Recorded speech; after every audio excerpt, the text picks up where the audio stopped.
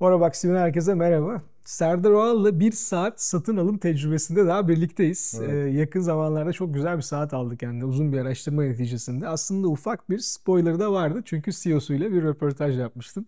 Oradan takip eden izleyicilerimiz belki bunu fark etmiş olabilirler. Saat Louis Monet. Hoş geldin Serdar. Hoş Anlat bulduk, bakalım. hoş bulduk. En sevdiğim bölüm bu. Uzun zamandır da yapmıyorduk. Uzun zamandır ben zaten saat almıyordum. Ufak tefek bir şeyler aldık ama böyle kayda değer, üstünde konuşulabilecek Horovax'ta bir video yapacağımız karakterde uzun zamandır bir saat almıyordum ve şu an bileğimde. Serdar'ın Louis Monet tercihini sormadan önce ben kısaca biraz aslında bahsedeyim markadan da. Geleneksel saatçilik açısından çok önemli bir marka. 1816'da kronografı icat eden adam olarak biliniyor. Louis Louis Monet, Monet'in evet, kendisi bu arada. Aynı zamanda bir saat ustası olmasının yanında çok iyi bir ressam ve bir astronom. Aslında çok yönlü bir insan. 100 yaşına kadar da yaşamış bulunduğu dönem itibariyle bakacak olursak. Evet, değil mi? O dönemde 50 yaşına kadar yaşanınca falan filan iyi dendi derken 100 seneyi devirmiş. Evet. Güzel eserler bırakmış arkasında. Louis Monet yaklaşık 20 sene önce onun girişimci CEO'su tarafından Jean-Marie Scheller. Jean-Marie Scheller tarafından tekrar hayata geçiriliyor. Aslında tamamen kayboldu da diyemeyiz ama farklı bir vizyonla eski DNA'sından uzaklaşmadan, eski tasarım dilinden uzaklaşmadan modern bir şekle bürünüyor ve tekrar saat severlerin karşısına çıkıyor. Bugün inceleyeceğimiz model de yine markanın bayrak gemisi kabul edilebilecek modellerinden. Bir tanesi 60 adetle limitli. Bu modeli tercih etmende etmenler nelerdi diye başlayayım sorularıma. Ya şöyle söyleyeyim Burak, bizim saati almamız için artık bizim seviyemizde saate 20 sene ve üzerinde zaman ayırmış insanlar için hep arkasında bir hikaye olması lazım diyoruz. Bu saatin arkasında da beni etkileyen o kadar çok hikaye var ki anlatamam. Her şeyden önce markanın CEO'su Jean-Marie Scheller'le bir dostluğumun olması. Yani biz tabii onunla burada bir röportaj yaptık ama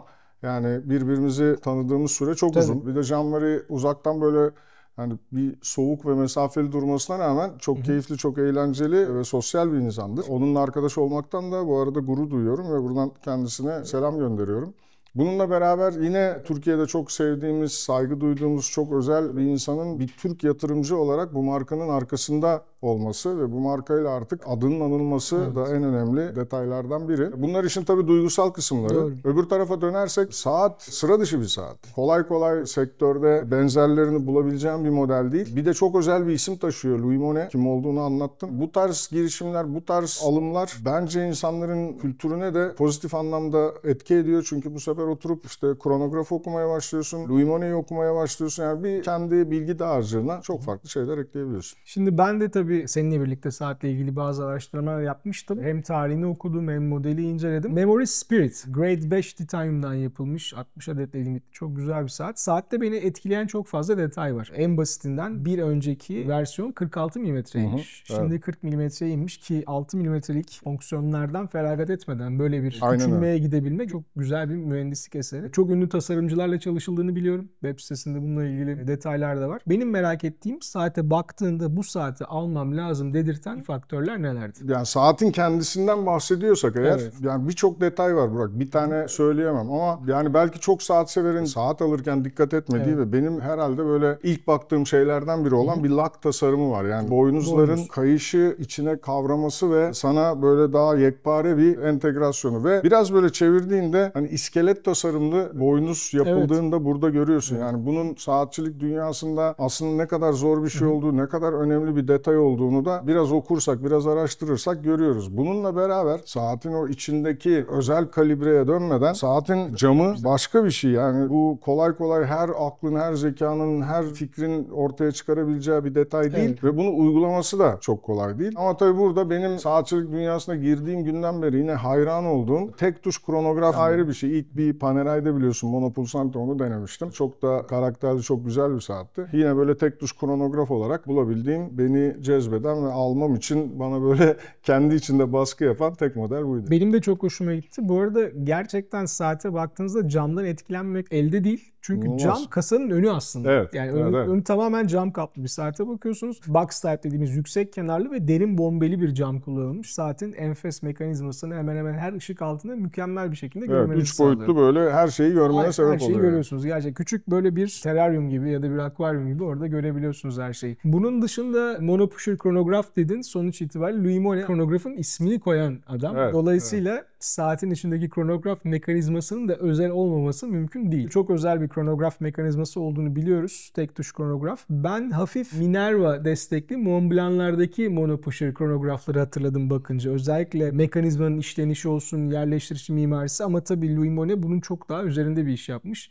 Kalibre ile ilgili detayları da senden dinleyelim. Bu detayları aslında ben Jean-Marie ile çok böyle uzun uzun konuştum. Hatta röportajda da sordum. Yani yaratıcısı olduğu bir özelliğin tekrar bu saatin içerisinde hayat bulması, bunu yaratanlar için, bunu yapanlar, oluşturanlar için de inanılmaz büyük bir sorumluluk. Tabii. Çünkü yani Louis Monnet'in ismini taşıyan bir ürünün içine kronograf bir kalibre entegre ediyorsunuz ki bu o kadar kolay bir şey değil. Çok sıradan, basit bir şeyle yapılamayacak, çok özel detaylara sahip olması lazım. Kalibreye baktığında bir kere görüyorsun her şeyden önce. O çok önemli bir detay. Yani kronograf tuşuna bastığında diğer çarkların birbiri arasındaki hareketlerini görüyorsun. Bu sahip olduğun şeyin kıymetini bizim gibi saat tutkunları için biraz daha arttırıyor. Ama bazı saatlerin bazı özellikleri var ki minute repeater gibi, kronograf gibi. Bunlarla oynayabiliyorsun. Yani bunlara dokunuyorsun ve gün içerisinde perpetual calendar'dan müthiş bir özellik. Ama kolunda taşıyorsun yani. Kendi kendine çalışıyor. Ama sen burada kronografla istediğin zaman basıyorsun. İnteraktif oynayabiliyorsun. Keza minute repeater de öyle. Çekiyorsun tın tın tın sana ötüyor. Senin her hareketinde muhakkak bir karşılık var oradan. Kronografta olduğu gibi. Dolayısıyla böyle bir özelliğe de sahip olmak hani saatle seni biraz daha haşır neşir olmaya ve yaklaştırmaya imkan veriyor yani. Dediklerine katılıyorum. Özellikle onu görebilmek, onun çalışma mekanizmasını izleyebilmek, çalışma prensibi hakkında fikir sahibi olabilecek derecede kalibrenin gözler önüne seriliyor olması bence bizim gibi saat severler için müthiş bir tercih sebebi. Bu arada sen tabii CEO'suyla uzun görüşmeler yaptın. Zaten özel hayatında görüşüyorsun arkadaşın. Mutlaka farklı Louis Monnet modellerine de bakmışsındır. Bunlara bakarken göz ucuyla ya aslında sonra da şunu alırım ya da ikinci planda da bu var dediğin bir tane oldu mu? Daha çok erken belki ama. Alacağım ikinci Louis Monnet zaten karar verildi. Öyle mi? Onu söyleyeyim. Çünkü o bir Horobox Edition olacak bu arada. Süper bir buradan da açıklamış olalım. Yani her şey yolunda giderse tabii. Yani bunu ben de ilk defa duyuyorum. Rol yapmıyorum burada. Evet, tasarımı falan da hazırlandı. Ben bu projeyi bir süredir yürütüyorum. Yani baktığımızda ikinci Louis Monnet'e aslında karar verildi. Ama onun Horobox Edition olacağını düşünerek bir kenara koyarsak yani bilemiyorum ama ben ilerleyen günlerde Louis Monnet ve benzeri markalar yani benzeri derken bu işte tarihi çok eski olan, arkasında büyük hikayeler olan ve muhtemelen bu büyük grupların eline henüz geçmemiş markalarla saat hobime devam etmeyi planlıyorum. Çünkü bu alımdan büyük keyif aldım. Anlatılamayacak kadar büyük bir keyif aldım. Hem kolumda çok güzel bir ürün taşıyorum. Her girdiğim ortamda, geçen Temporis'in ödül törenindeydim. Belki dostlarımız da seyretmiştir. Yani tahmin edebiliyorsun ortamı. Tabii. Yani Jean-Claude Biver'in jüri üyesi olduğu, benimle beraber jüri üyesi olduğu bir organizasyondan bahsediyoruz. Tabii ki yani gurur duyuyorum. Ben ülkem adına da gurur duyuyorum. Türkiye adına yapıyoruz zaten bunların hepsini. Ya ben kişisel olarak orada olsam ne olacak, olmasam ne olacak? Ama yani bununla fotoğraf çektirmek isteyen insan sayısını yani sana anlatamam. Herkes görüyor. O gerçekten mi? Jean-Marie ne yapıyor falan böyle inanılmaz hani o conversation starter'ın böyle artık nirvanasına ulaştım orada. Anladım. İnsanlar geldi. Bir sürü çok yeni dostlarımız vardı. Onlarla tanıştık. Yeni jüri üyelerimiz vardı. Ama inan hani ödül alan saatleri tabii ki tebrik ediyoruz ve gecenin yıldızı onlardı. Ama gecenin bir yıldızı da inan bana benim Louis Monnet Memory Spirit'imdi yani. Süper. Şimdi aslında bir sonraki sorumu önceden planlamıştım Serdar'a sormak için ama tabii bu Horobox Special Edition ya da Limited Edition projesi işin içine girince sorunun anlamı biraz değişti. Sonuçta biz burada saat tanıtımı yapıyoruz. Bazen kendi özel hayatımızda tercih ettiğimiz saatler de oluyor. İşte benim kolumdaki saat gibi ya da yakın zamanda Serdar'ın aldığı saat gibi ve bununla ilgili en azından takipçilerimiz arasında bundan etkilenenler mi diyeyim ya da bunu bir şekilde örnek alanlar mı diyeyim olabiliyor ve bununla ilgili sorular alıyoruz. Ben de bununla ilgili olarak Serdar Oğal'a Louis Monnet almayı düşünen arkadaşlarımıza ne tavsiye edersin diyecektim ama Horobox'a üye olun mu diyeceksin artık.